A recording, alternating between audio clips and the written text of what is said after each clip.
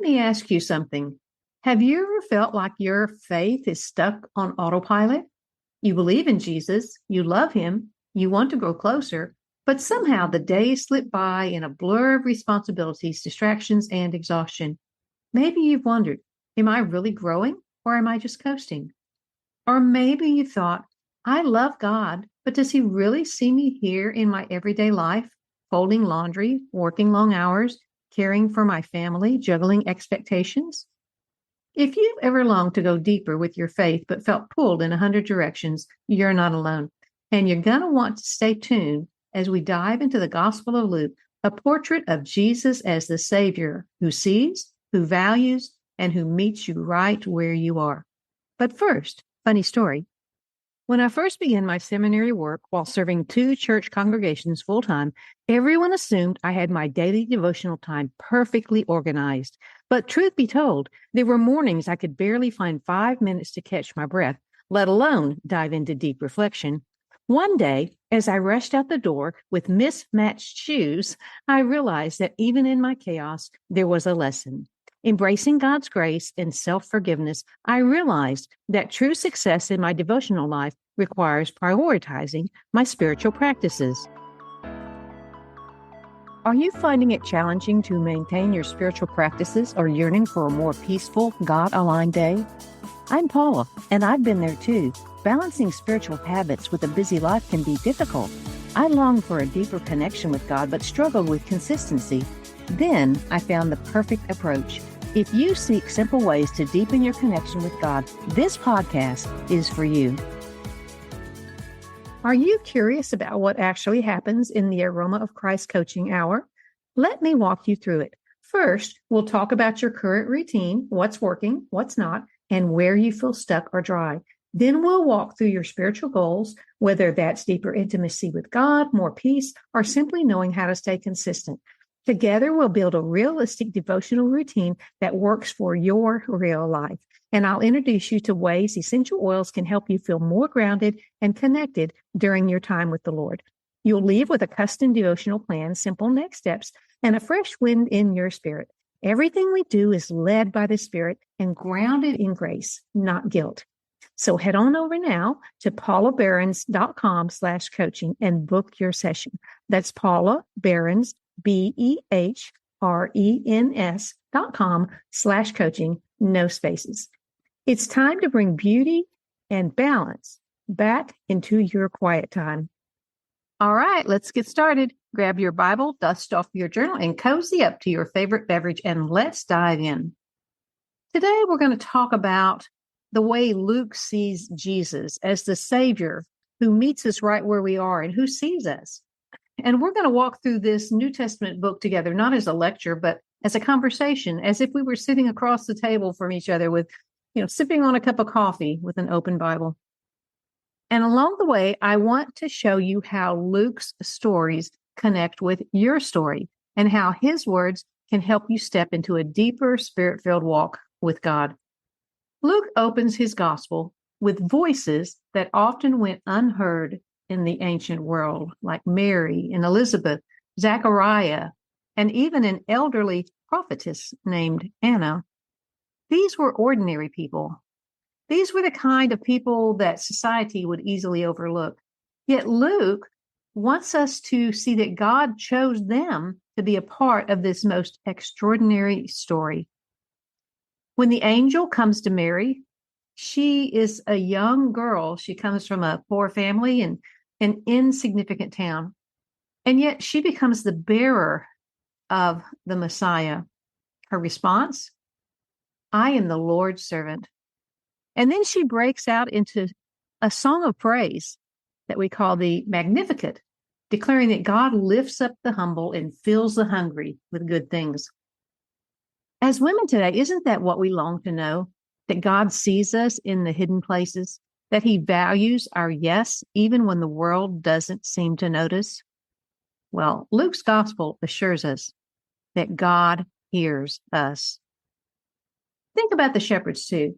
These weren't the influencers or power players of their time, yet the angel's good news came to them first. They heard, I bring you good news of great joy that will be for all the people, not just the rich, not just the religious, not just the men, but all the people. For you and me, that means the gospel is not for some idealized version of ourselves. It's for us right here in the middle of our real, messy, everyday lives. And then Luke fills his pages with parables that push his truth even deeper. These stories stretch our understanding of grace and remind us that God's love is extravagant, boundary breaking, and inclusive. For the woman listening today who feels she has wandered too far, who feels unworthy or unqualified, hear this. You are the beloved daughter the Father runs to embrace. Now, if Luke shows us Jesus as the Savior for all, he also shows Jesus as a man of prayer. More than any other gospel writer, Luke emphasizes how central prayer was to Jesus' life. Jesus prayed at his baptism. He prayed before choosing his disciples. He prayed on the mountaintop. He prayed in the garden. He prayed when life was calm, and he prayed when his soul was in anguish. Why? Because prayer was not an item on his to-do list. It was his lifeline to the Father. As women longing to grow closer to God, this is such a great invitation. We learn that prayer doesn't have to be formal or complicated. It doesn't have to happen in an Instagram-worthy quiet time setup. Prayer can flow in the carpool line, over the kitchen sink, or in the quiet of a sleepless night. It's about presence. It's about remembering that God is for you, always, all the time. And Luke pairs prayer with praise. Have you noticed how many songs are in the first two chapters? There's Mary's song of praise, Zechariah's song of blessing, the angel's song of glory, and Simeon's song of peace. It's almost as if Luke is saying, when you really see what God has done, you can't help but sing. Now, I don't know about you, but sometimes praise feels hard when life is heavy. When your heart is weary, when prayers go unanswered, when you're carrying more than you feel you can bear, prayer feels hard. And yet Luke reminds us, joy is not about circumstances. It's about anchoring ourselves in God's faithfulness. And we can't forget the Holy Spirit either. From the very beginning of Luke's gospel, the Spirit is at work, filling John the Baptist, overshadowing Mary, leading Simeon, anointing Jesus. For us, this means we are never left to walk alone. The Spirit equips us, comforts us, and gives us strength when ours runs out. So, if you feel like you've been running on empty, remember, the same Spirit who raised Jesus from the dead dwells in you. Isn't that encouraging? You don't have to do it all in your own strength. About halfway through Luke's gospel, the focus shifts. Luke tells us, as the time approached for him to be taken up to heaven, Jesus resolutely set out for Jerusalem. From that point on, the narrative is shaped by this journey towards the cross. And along the way, Jesus teaches about discipleship, about cost, about surrender. He tells us, whoever wants to be my disciple must deny themselves and take up their cross daily and follow me. That's not exactly a soft, easy invitation. It's weighty, it's costly, and yet it's also freeing. Because here's the truth.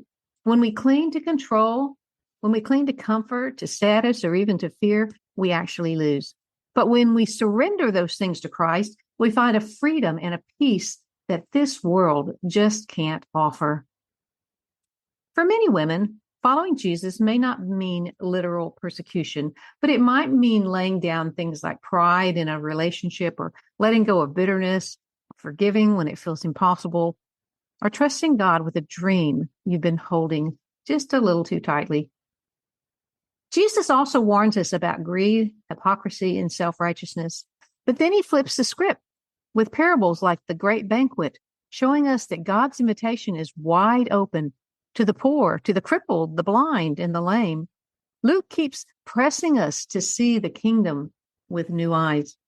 So let me ask you this. What's one area where God is inviting you to count the cost of discipleship right now? It won't look the same for each of us, but Luke reminds us it will be worth it.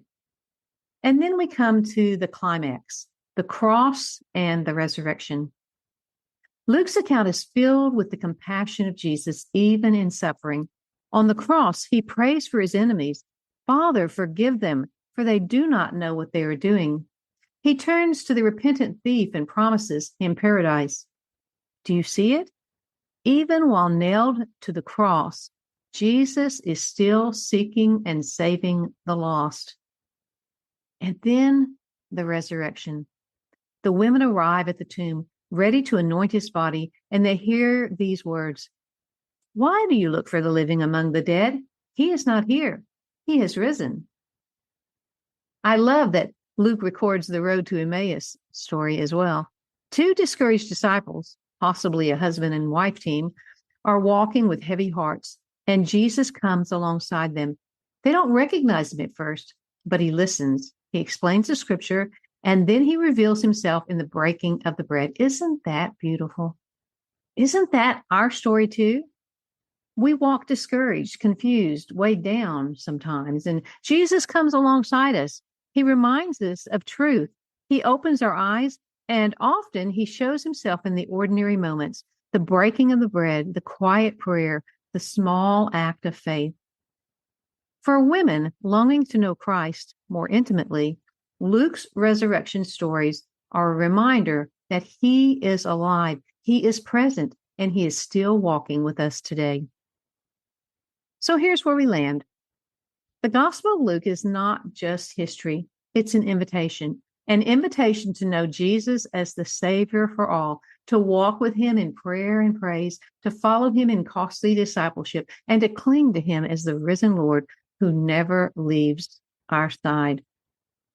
Sister, God sees you. He values you. He calls you. Just like Mary, Elizabeth, Anna, and the women at the tomb, your story is part of his story. So here's my challenge for you this week. Pick one of the stories in Luke, just one, maybe the Good Samaritan, maybe Mary sitting at Jesus' feet, or maybe the road to Emmaus, and sit with it. Journal about it. Ask, what does this show me about Jesus? And what does this mean for my life right now? Because the Gospel of Luke is not just words on a page. It's the Spirit's invitation to transformation. As a grandma who's rocked babies through midnight tears and a pastor who's walked with women through their toughest seasons, I've seen how the compassion of Christ isn't just a story from long ago. It's a living promise that can transform your daily walk with God. Yet I understand that we must meet him halfway as well, taking moments to say, I'm here, God. I'm listening for your voice. Show me the path through this life. If today's message stirred a deep longing within you to draw closer to Jesus amidst life's chaos, while at the same time feeling emotional trauma pulling you away from God's peace, I want to personally invite you to take the next step by booking an Aroma of Christ coaching hour. During this one-on-one session, we'll meet over Zoom for a meaningful time of spiritual guidance tailored specifically to your current season. Together, we'll craft a personalized devotional rhythm that fits your lifestyle and nurtures your walk with God. You'll also receive step-by-step support in using essential oils as sensory anchors in your quiet time, helping you reconnect with peace and clarity in your spirit. This coaching hour includes biblical encouragement, focused prayer, a bonus peace reset, and practical strategies to deepen your relationship with Christ. If your heart is longing for more and you're ready to move forward with intention and grace, go right now to paulabehrens.com/coaching to reserve your spot. That's Paula Behrens, BEHRENS.com/coaching, no spaces. Let's walk this sacred journey together, surrounded by truth, purpose, and the sweet aroma of his presence. Thank you for tuning in today. And remember, just like setting biblical boundaries, it's okay to say no to things that don't serve you well, like that third piece of cake at the church potluck. If you were blessed by this episode, be sure to share it with a friend and leave a review so that we can reach even more women like you. Check the show notes for all the links. Join us next week as we continue to discover how to live on purpose in Christ. Until then, keep leaning into him, and walking in His wisdom. See you next time.